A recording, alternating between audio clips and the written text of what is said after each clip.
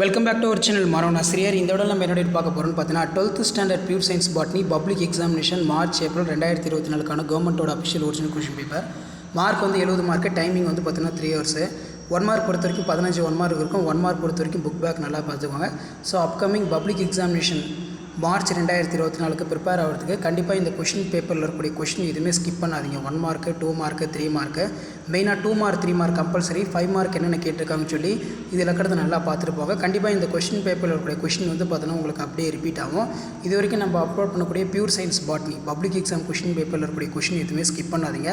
கண்டிப்பாக இந்த கொஷின் பேப்பர்லேருந்து உங்களுக்கு கொஷின்ஸ் எல்லாமே வந்து பார்த்தீங்கன்னா ரிப்பீட் ஆகும்.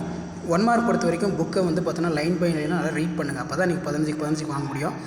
2 மார்க் பார்த்தீங்கன்னா வித்துருவாக்க செல்லின் அமைவிடத்தை பொறுத்து சூழின் வகைகள் யாவை, மரபுசாரா பாரம்பரியம் இவை, சதுப்பு நில தாவரங்கள் எடுத்துக்காட்டு தருக, தாங்கி கடத்திகள் வகைகள் யாவை. அதே மாதிரி தமிழக காடுகள், ஈரமான வெப்பமண்டல காடு, மலையாக மிதவெப்பு காடல்.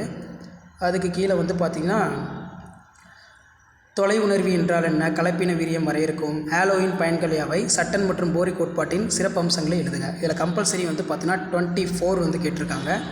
24 வந்து பார்த்திங்கன்னா நமக்கு சாப்டர் 3 24 வந்து இங்கே கொடுத்துருக்காங்க பாருங்கள். 24 வந்து நமக்கு எப்போவுமே சாப்டர் 3 தான். அதே மாதிரி இதில் வந்து 33 6 × 3 18. எபிபிளஸ் பட்னா என்ன, அனுபவ விதி என்றால் என்ன, தடைக்கட்டுக்களம் என்பது யாது, திசு வளர்ப்பின் வகைகள் யாவை, list out the types of plant tissue culture, கூட்டு பரிணாமம் வரையறுக்கவும், டிஃபைன் கோஎவல்யூஷன், தாவர சுட்டிக்காட்டிகள் என்றால் என்ன, எக்ஸ்பிளைன் பிளான்ட் இண்டிகேட்டர், நெல் ஜெயராமன் பெற்ற விருதுகள் எவை, காரணம் கூறு, mention the reason out of awarders and Nel Jayaraman. அடுத்து பார்த்தீங்கன்னா கீழ்கண்ட விவரங்கள் கொண்ட பிரமிடு வரைக. உயிரினம் எண்ணிக்கை, பருந்து, தாவரம், முயல், எலி, அதே மாதிரி பாம்பு. அடுத்து பார்த்தீங்கன்னா மரபு வரைபடம் வரைக. அடுத்து 5 × 5 25. இதில் பார்த்தீங்கன்னா காளான் வளர்ப்பின் படிநிலைகள் யாவை, பாரம்பரிய விதை பாதுகாப்பு முறைகள் யாவை, அராப்டாஸ் தாலியான தாவரத்தின் முக்கியத்துவம் என்ன, தனிசல் புரதம் பயன்பாடுகள் யாவை ரொம்ப இம்பார்ட்டன்ட். அடுத்து பார்த்தீங்கன்னா புரோட்டோபிளாஸ்ட் வளர்ப்பு நிலைகளை படம் வரைக. நீர்வாழ் தாவரங்கள் எவை, எடுத்துக்காட்டு விளக்குக.